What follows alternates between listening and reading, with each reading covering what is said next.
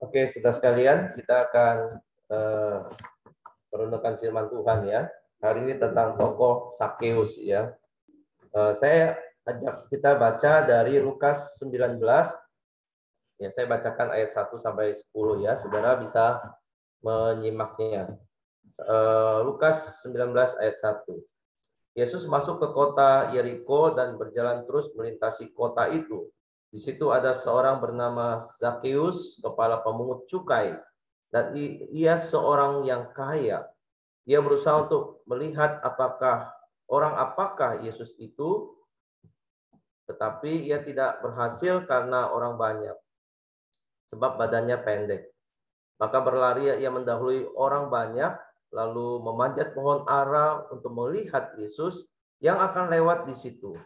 Ketika Yesus sampai ke tempat itu, ia melihat ke atas dan berkata, "Zakeus, segeralah turun, sebab hari ini aku harus menumpang di rumahmu." Lalu Zakeus segera turun dan menerima Yesus dengan sukacita. Tetapi semua orang yang melihat hal itu bersungut-sungut, katanya, "Ia menumpang di rumah orang berdosa."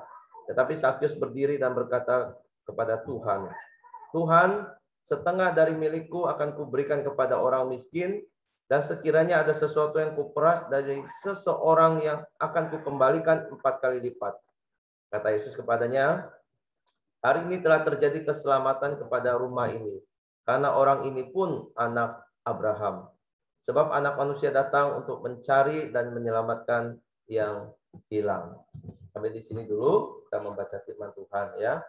Sudah sekalian, seorang antropolog asal Amerika ya bernama Margaret Mead, ya lahirnya kira-kira tahun 1901 sampai 1978 ya. Jadi kira-kira dia meninggal, saya baru lahir nih 78 ya.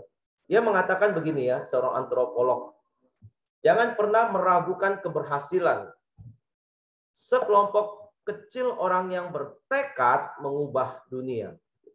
Karena hanya kelompok seperti inilah yang pernah berhasil." Jadi intinya ingin mengatakan jangan meragukan keberhasilan dari sekelompok orang-orang yang bertekad mengubah dunia. Karena hanya kelompok seperti inilah yang pernah berhasil.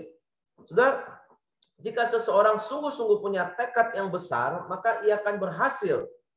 Ya, ini sudah menjadi seperti sebuah rumusan yang umum ya. Dan kita tahu ada orang-orang yang kita tahu berhasil ya di media, misalnya dalam dunia media, baik yang bermain di Facebook, di TikTok ya, di media Instagram gitu ya, dan teknologi-teknologi digital lah ya. Mereka ini pasti memiliki tekad yang besar untuk mencapai keinginan mereka. Ya, sebuah tekad besar maka akan ada sebuah hasil. Keinginan mereka akan terwujud gitu. Nah, hari ini kita akan melihat tekad yang besar dari seorang yang berbadan kecil. Ya, tekad seorang pendosa seperti Zakeus, tapi berani ya dengan tekadnya bertemu pribadi Yesus yang suci. Ya. Saudara, apa yang mendorong Zakeus ini sangat bertekad ingin melihat Yesus? Apakah ini karena dia ingin melihat tanda mujizat yang Tuhan kerjakan, gitu ya? Rasanya bukan juga, ya, bukan untuk ini. Atau karena sebuah penasaran, ya, sebuah penasaran siapa Yesus ini. Ya, mungkin selama ini dia hanya mendengar tentang Yesus, ya, hanya mendengar dari jauh. Tetapi kali ini dia melihat ada kesempatan untuk bisa melihat Yesus dari dekat, gitu ya. Jadi dia menyiapkan diri untuk bertemu dengan Tuhan Yesus. Sudah tidak heran ya, Zakeus itu dengan tekad yang begitu besar itu, kerinduan untuk melihat Tuhan Yesus itu membuat dia itu berlari ke depan gitu ya, mendahului orang-orang dan memanjat pohon ara. Ya. Saudara, ini bukan perilaku yang umum ya. Ini boleh dikatakan menurut budaya waktu itu, ini adalah perilaku yang tidak bermartabat. Ya, seorang kaya yang juga mungkin sudah cukup ada usia, ya, lari manjat pohon gitu ya. Menurut budaya itu ini tidak lazim, ya, bukan hal yang bermartabat gitu. Tetapi kita bisa melihat di sini sebuah tekad yang besar yang tidak peduli akan apapun, pandangan orang, pandangan budaya, tapi dia lakukan karena dia punya tekad besar untuk melihat dan bertemu dengan Kristus. Nah, saudara, saya yakinlah tidak semua orang akan memilih cara begini, ya, cara yang dikatakan mungkin memalukan, tidak lazim, gitu ya. Namun Sakyus tetap melakukan ini. Dia tetap memilih melakukan ini demi untuk bertemu dengan Tuhan Yesus. Dan saudara, kita dapat menemukan orang-orang yang dengan tanda kutip berani sekali atau tanpa malu-malu melakukan sesuatu, ya, karena memiliki sebuah tekad yang kuat, gitu ya. Berani, ya. Bahkan melakukan hal-hal yang sudah dilarang pun dia tetap akan lakukan karena punya tekad yang besar. Misalnya minggu lalu kita sudah mendengar Musa Felix menyampaikan tentang Yesus menyembuhkan orang buta yang dekat Yeriko itu. Ya, orang buta itu kan berseru gitu ya. Berseru minta tolong kepada Tuhan. Terus dilarang ditegur sama orang-orang ya. Itu sama murid-murid ini ya, karena mengganggu. Tetapi itu kan tidak menghentikan dia.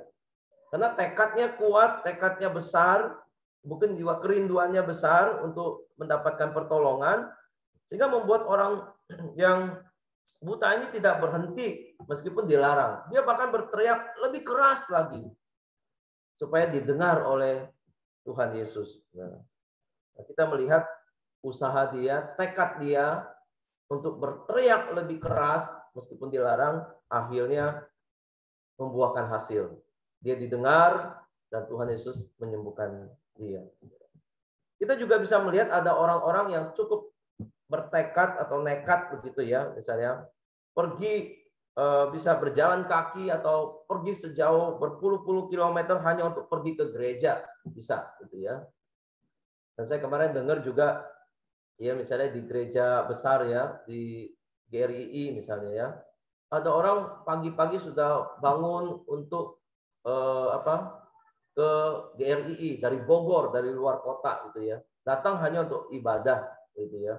Sebuah tekad yang besar gitu ya. Dan kita lihat juga ada jemaat-jemaat kita yang juga dari Bekasi juga punya tekad besar, datang pagi-pagi ya untuk ketemu saudara seiman ataupun juga bertemu Tuhan di dalam ibadah. Jadi ini sebuah adalah tekad yang besar ya, yang akhirnya membuahkan hasil. Ada juga orang yang kita tahu ya, kita mungkin pernah dengar juga orang-orang yang memang dilarang ke gereja, tapi karena tekad yang kuat, dia tetap pergi juga ke gereja. Meskipun konsekuensinya harus dia hadapi, entah dimarahi orang tua, ya, bahkan ada yang dimarahin oleh pasangannya karena ke gereja, bahkan ada yang diperlakukan secara keras, ya, karena mau datang ke gereja.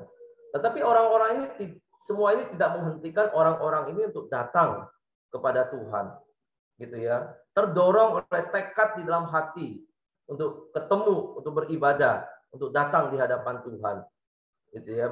Dan menganggap ini sebuah sesuatu yang penting, ya. Pertemuan ini penting, berharga dan harus diperjuangkan untuk bisa didapatkan. Nah, saudara sekalian, kita melihat Sakeus menunjukkan tekad yang besar dengan memanjat pohon tadi itu ya. Ini Yesus pun terkesan. Ya, Yesus pun bisa melihat ada sesuatu di dalam hatinya. Sebuah hasrat yang begitu haus, ya, begitu merindukan pertemuan dengan Tuhan. Ya. Dan bukan cuma ini sebuah hasrat yang besar, tetapi Yesus juga bisa melihat ini sebagai sebuah tanda iman. Ya, sebuah tanda iman orang bisa melakukan hal seperti ini. Dan akhirnya Yesus pun minta dia turun, ya, dan Tuhan bersedia menumpang di rumahnya. Reaksinya adalah Sakyus begitu bersukacita. Begitu bersukacita. Saudara lihat ya, kadang-kadang memang sukacita ini bisa menjadi sebuah hasil atau buah dari orang-orang yang bertemu dengan Tuhan Yesus atau mengalami perjumpaan dengan Tuhan Yesus secara pribadi. Ada sukacita, ya. Sukacita bisa menjadi ekspresi orang yang menerima rahmat Tuhan, anugerah Tuhan di dalam hidup mereka. Dan saya yakin ya, Sakius pun merasakan ini sebuah anugerah bagi dia bisa bertemu dengan Tuhan yang besar ini, Tuhan Yesus Kristus. Saudara, dia bagaimana tidak dia bisa merasakan ini anugerah? Dia seorang pendosa, ya. Sekali lagi, kepala pemungut cukai, orang yang dianggap sebagai pengkhianat bangsa, ya. Secara sosial dia dikucilkan, secara mental, secara psikologis pasti tertekan oleh bangsanya sendiri, dan secara penghakiman orang-orang, dia adalah orang yang berdosa. Ya, bagaimana orang berdosa ini akhirnya bisa bertemu dengan Tuhan yang mau menerima dia apa adanya. Saudara, ini sebuah anugerah Tuhan bagi dia. Dan dia merasa ini sesuatu yang sangat besar, sangat penting. Dan dia begitu menghargai perjumpaan dengan Tuhan ini. Ya. Nah, saudara sekalian, kita percaya sebagai orang-orang yang Injili, orang reform, gitu ya. Kita percaya bahwa anugerah Allah ini mendahului pertobatan. Anugerah Tuhan mendahului sebuah pertobatan. Artinya, anugerah Tuhanlah yang membuat kita menyadari diri kita ini sebagai orang berdosa yang membutuhkan pengampunan, gitu ya.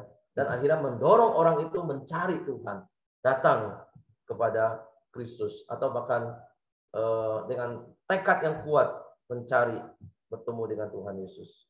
Saudara, orang yang berdosa yang datang pada Kristus atau Kristus yang menghampiri orang berdosa ini seringkali mendapatkan kritikan dari orang-orang di sekitar, ya, dari para ahli Taurat ataupun orang-orang Farisi, ya.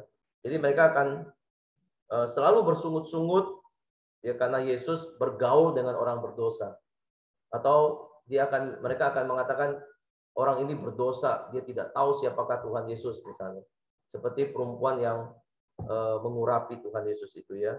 Jadi selalu ada kritikan, ada sungut-sungut bahwa Yesus itu menumpang bergaul dengan orang-orang berdosa.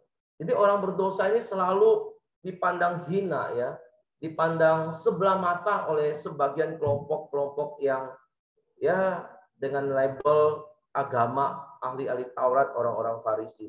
Padahal kalau kita mau jujur, seperti Alkitab katakan, semua orang juga berdosa.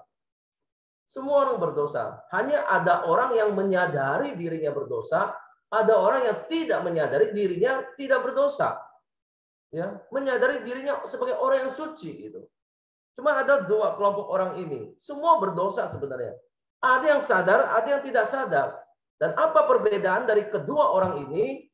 Selain anugerah Tuhan yang mencelikkan mata rohani kita, baru kita menyadari betapa hinanya kita, berdosanya kita di hadapan Tuhan. Dan orang yang menerima anugerah ini akan sadar dirinya sebagai orang yang tidak layak menerima. Orang berdosa. Dan kesadaran ini yang sudah dikerjakan Tuhan ini yang membuat dia akhirnya mencari sebuah pertolongan, mencari pengampunan dosa. Prinsip Yesus di dalam melayani jelas, bukan?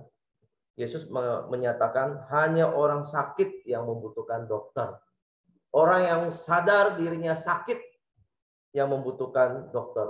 Jadi yang sadar dirinya berdosa, itu berarti sudah ada anugerah yang bekerja di dalamnya. Dan kalau sudah ada kesadaran ini, maka dia lebih dekat dengan keselamatan, dengan pengampunan. Karena dia menyadari kebutuhannya ini. Ya. Nah, hanya orang-orang yang merasa diri berdosa yang membutuhkan keselamatan. Dan Yesus datang ke dalam dunia ini adalah mencari yang hilang, menyelamatkan yang hilang. Sudah kita bersyukur kepada Tuhan, ya, untuk anugerah Tuhan bagi kita. Tanpa anugerah Tuhan kita tidak mungkin menyadari siapa diri kita yang sesungguhnya. Ya, bahkan kita tertipu dengan seolah-olah kita ini orang yang tidak berdosa. Tapi hanya anugerah Tuhan yang mencelikkan mata rohani kita, sehingga kita bisa melihat diri kita dan melihat kita ini perlu pertolongan dan pengampunan dosa. Nah, Sakius Sakyus merasa diri sebagai orang yang telah banyak berbuat dosa, ya. Namun dia menerima anugerah Tuhan. Lalu apa yang terjadi selanjutnya?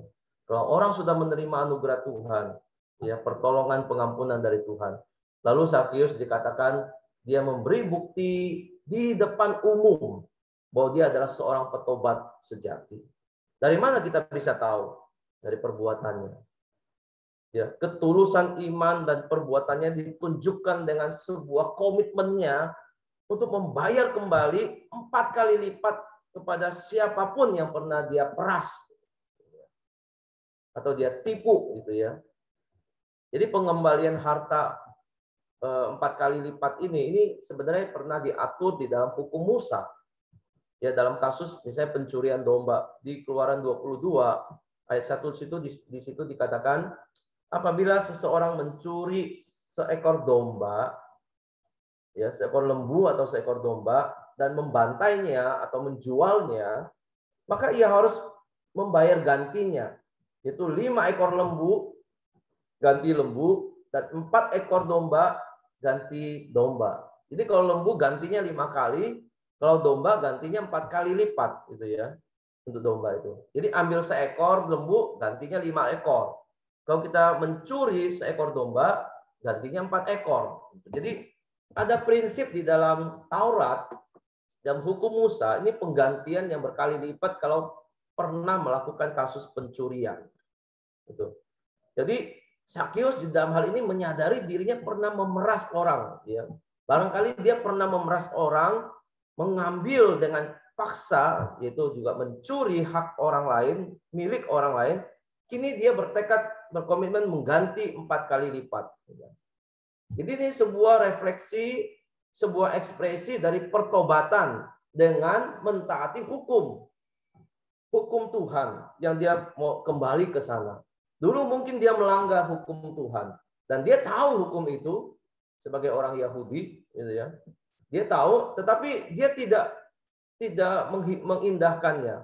Tetapi pertobatan itu membuat dia akhirnya ingin melakukan mentaati hukum, ya. Meskipun ini salah satu hukum di dalam Perjanjian Lama, ya. Tetapi ini sebuah itikat yang baik, menunjukkan orang yang diselamatkan, orang yang memperoleh anugerah, orang yang sudah bertobat, ini memiliki iman dan sebuah ketaatan baru di dalam dirinya. Mau belajar mentaati firman Tuhan, saudara. Imannya kelihatan di sini. Meskipun di dalam perikop ini tidak secara eksplisit mengatakan begini, imanmu telah menyelamatkan engkau. Ya, kalau di dalam Alkitab seringkali frasa ini diungkapkan kalau orang itu memperlihatkan iman. Yesus sering mengatakan ini. Misalnya di pasal 18 ayat 42 tentang orang buta yang tadi saya singgung, yang minggu lalu sudah disampaikan Musa Felix. Di situ kan dikatakan, ya, ayat 42 pasal 18. Lalu kata Yesus kepadanya, melihatlah engkau, imanmu telah menyelamatkan engkau. Gitu. Imanmu menyelamatkan. Tapi di dalam case-nya Sakyus ini tidak ada kata-kata seperti ini dari Tuhan. Imanmu menyelamatkan engkau, tidak ada muncul dari kalimat Tuhan Yesus. Tetapi bukan berarti tidak ada iman, bukan, dari Sakyus. Justru imannya itu sudah dampak di dalam bentuk perbuatannya.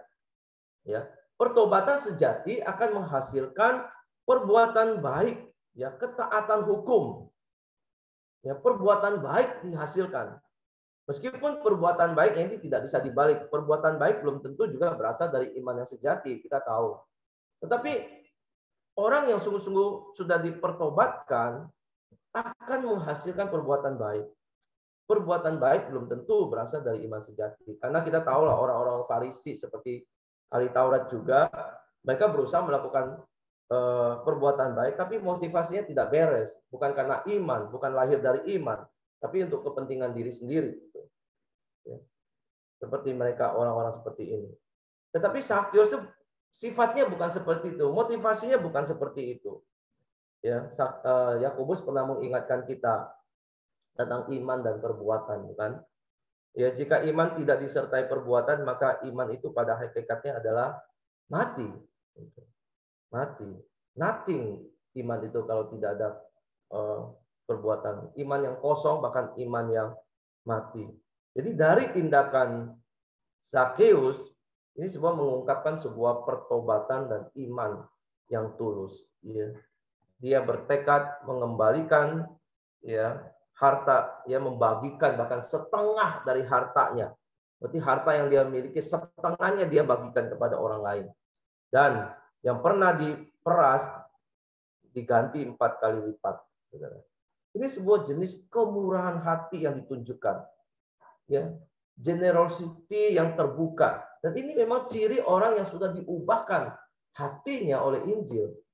Ada kemurahan hati untuk berbagi, untuk mengembalikan apa yang menjadi bukan haknya. Terutama Zakheus ini yang pernah memeras orang. Nah, orang bisa saja menyangka perbuatan Zakheus ini pura-pura, mungkin orang bisa menganggap pura-pura atau hanya untuk show off, hanya untuk pamer. Orang lain mungkin bisa tidak jelas atau mungkin bisa tertipu. Tapi Tuhan Yesus tidak mungkin tertipu. Dia Maha tahu, dia mengetahui nama orang ini Zakheus, dia tahu. Dia juga bahkan tahu motivasi di dalam hati seseorang, dia tahu. Motivasi daripada ahli Taurat pungut cukai yang ingin mencobai Tuhan Yesus pun Tuhan Yesus bisa baca dan bisa tahu. Jadi Yesus bisa mengenali perbuatan seseorang yang memang sungguh-sungguh berasal dari iman atau berasal dari motif yang lain. Tuhan Yesus bisa bedakan. Tuhan Yesus bisa bedakan mana orang munafik, mana orang yang tulus.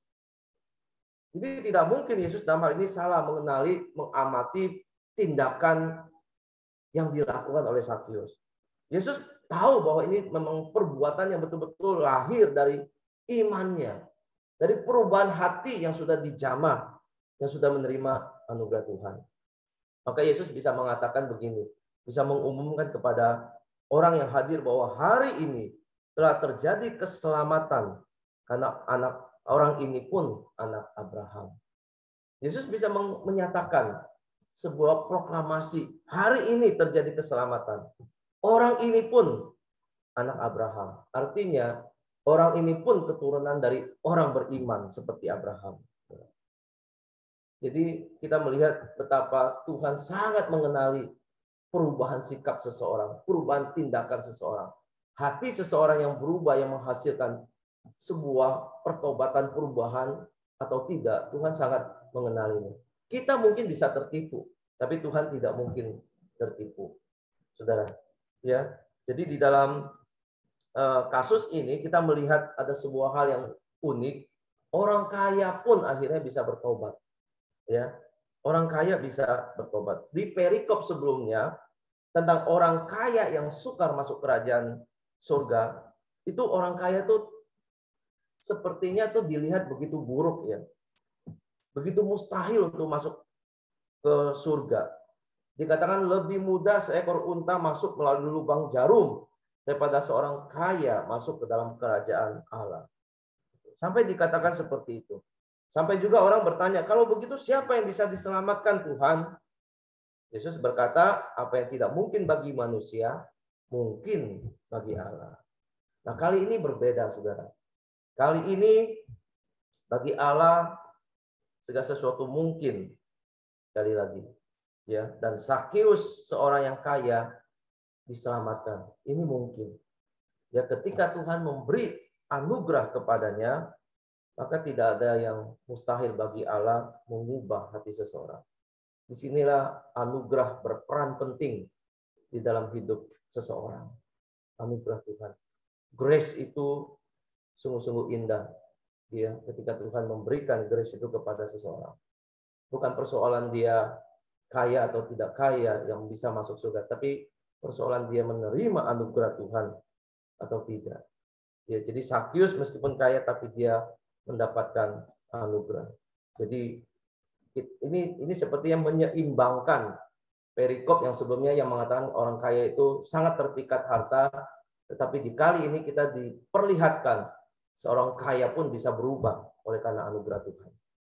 Saudara, Nah, Lukas, kita bersyukur kepada Tuhan. Lukas menyimpulkan di ayat 10, sebab anak manusia, ini misi Tuhan Yesus disimpulkan dengan mencari dan menyelamatkan yang hilang. Zakheus yang terhilang ditemukan dan sekarang diselamatkan. Ya, orang yang dianggap mustahil, seorang pendosa ya sulit untuk mengenal Tuhan, atau seorang kaya mustahil mengenal Tuhan karena hatinya terpikat oleh harta. Tetapi anugerah Tuhan bekerja dan itu mungkin terjadi. Ya, kita bersyukur kepada Tuhan, saudara ya, atas anugerah Tuhan juga bagi hidup kita selama ini. Saudara, mungkin kita tergolong orang yang juga sulit bertobat mungkin dulu. Orang yang keras, seorang pendosa, seorang yang mungkin di dalam hati begitu bebal, begitu keras. Tetapi kita lihat anugerah Tuhan tiba pada kita dan itu mengubah kita. Ya, kita orang-orang terhilang di dalam dosa juga, tapi akhirnya ditemukan dan menerima keselamatan dari Tuhan dan memperlihatkan sebuah perubahan sikap, perubahan tindakan di dalam hidup kita. Setelah kita bersyukur, inilah maksud kedatangan Tuhan untuk kita.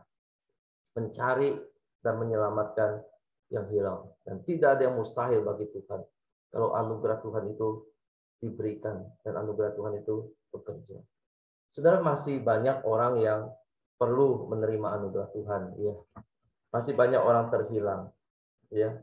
Mengingatkan kita sekali lagi bahwa misi kedatangan Tuhan mencari menyelamatkan yang hilang. Kita sudah ada mendekati momen-momen Natal. Ya. Kita sebentar lagi masuk Minggu Advent. Orang-orang menantikan keselamatan. Ya. Penggenapan janji keselamatan. Di perjanjian lama mereka menanti-nantikan itu. Mendengarkan kabar baik. Biarlah di dalam Natal ini kita pun boleh menjadi agen-agen, duta-duta pembawa kabar baik ini. Bahwa Kristus datang untuk mencari dan menyelamatkan yang hilang. Tidak ada yang mustahil bagi Tuhan. Jikalau anugerah Tuhan itu tiba pada kita. Kita perlu berdoa, Tuhan memberi anugerah kepada kita.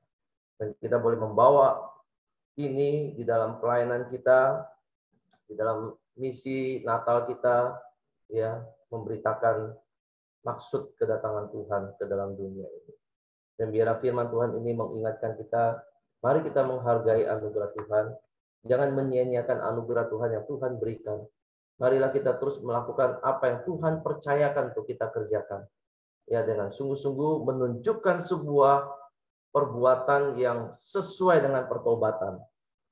Perbuatan yang sesuai dengan iman kita. Yang perbuatan yang sungguh-sungguh memuliakan Allah Bapa dan Tuhan kita, Yesus Kristus Juru Selamat kita. Ya, Tuhan memberkati kita semuanya.